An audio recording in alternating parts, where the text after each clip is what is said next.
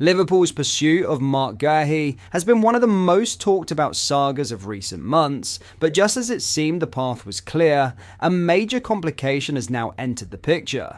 The Reds, fresh from a record-breaking summer of spending, have made no secret of their admiration for the England international, yet their chase for the Crystal Palace star may be about to get far more difficult than they first imagined. Let's break this down in today's video, along with all the other news from the last 24 hours. There is so much to discuss in today's video, so be sure to like the video and subscribe to the channel for daily Liverpool content. But first, Harvey Elliott will remain a Liverpool supporter despite his move to Aston Villa, explaining his reason for leaving and why his love will be there forever.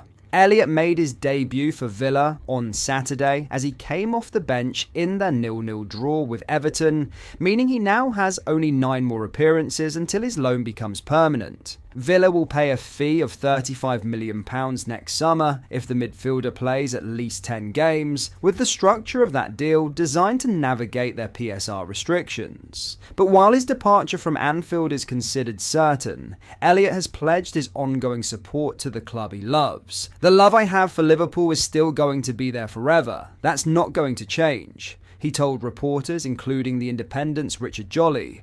"I'm still going to be watching and looking out for them from afar. I'm wishing them all the very best. But sometimes in football, you need to be selfish. I made the decision to leave because I wanted to do what's best for me." Elliott had long hinted at his desire to leave Liverpool, having failed to break into Arne Slot's regular rotation of starters. Clearly that made the process of moving on no less difficult, but as he continued, he explained that the decision came with his long-term development in mind. "I loved every minute of it, every second, every day at Liverpool," Elliott said. "I wouldn't change it. I learned so much from being there and experienced many things. But I think the most important thing for me when I was making the decision was to be playing first-team football.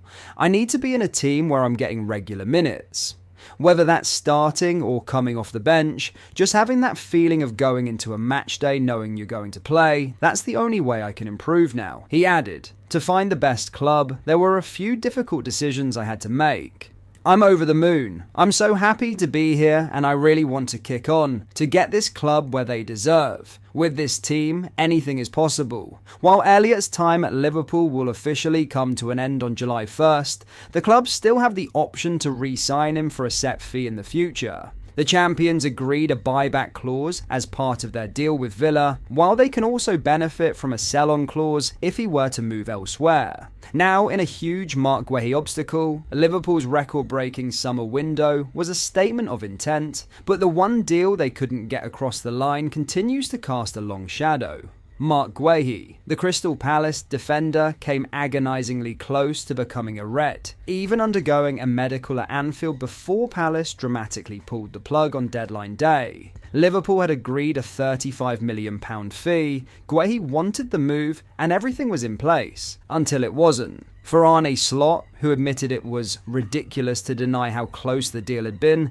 it remains a rare frustration in what was otherwise a hugely successful summer rebuild. Now comes the real obstacle. Guéhi's contract at Selhurst Park expires next summer, and while that opens up the possibility of Liverpool snapping him up on a free, it also throws the door wide open to Europe's elite. Real Madrid, Barcelona, Bayern Munich, Inter Milan and Juventus are all circling, while Manchester City are reportedly ready to battle Liverpool head-on for his signature. From January 1st, Guéhi will be free to talk to overseas clubs and potentially sign a pre-contract agreement, adding serious tension to Liverpool's pursuit. Slot has been clear, Liverpool still want Guéhi, but the Reds are unlikely to move in January given they could secure him for nothing a few months later. That patience could come at a cost. Unlike last summer, when Guéhi's preference was firmly Anfield despite rival interest, the lure of Europe's giants could now complicate matters. It's a twist Liverpool didn't anticipate. Guéhi had already shown his cards. He wanted to join the Premier League champions, just as Alexander Isak, Florian Wirtz and others had chosen Anfield over elsewhere. But Palace's late intervention changed the landscape. The defender is now set to become one of the most sought-after free agents in 2026, with clubs across the continent preparing their pitches. And yet, there is still quiet confidence within Liverpool, having already been on the verge of signing Guéhi once, and with the player signalling his desire to move to Anfield, the Reds believe they hold the inside track. Slot himself hinted as much, suggesting it was a pity for both Liverpool and the player that the deal collapsed, while leaving the door firmly open for another attempt. The question is whether Liverpool's patience pays off, or whether waiting for a free transfer only invites more competition than they can handle. One thing is certain, Guéhi remains high on their agenda, and if not for Palace's last-minute intervention, he would already be wearing red. The chase for Marc Guéhi isn't over. In fact, it's only just beginning. In other news, Liverpool head coach Arne Slot admits British record signing Alexander Isak is in no state to feature significantly as their schedule ramps up with the start of the Champions League. The £125 million striker was left out of the squad for Sunday's last gasp 1-0 victory at Burnley, having played only 18 minutes of football for Sweden and having missed pre-season and game time due to his dispute with Newcastle. Isak spent Saturday having a hard training session and was involved in recovery while his new teammates were at Turf Moor labouring to a fourth successive win. Mohamed Salah's penalty in the 5th minute of added time extending the Reds' 100% record and restoring their 3-point lead at the Premier League summit.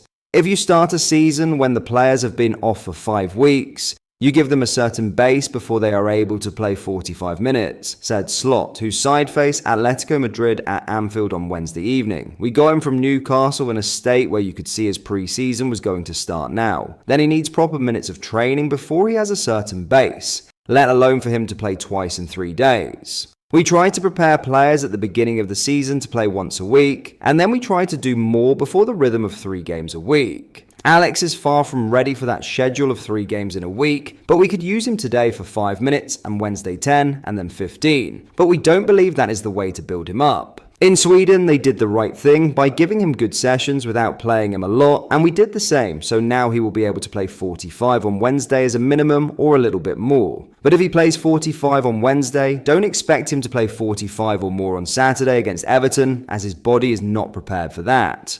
Slot admits his side got lucky after being frustrated by the Clarets' organised defence, and it was a relief to snatch 3 points after being rewarded for throwing on more attackers to chase victory after the late sending off of Burnley's Leslie Ugochukwu.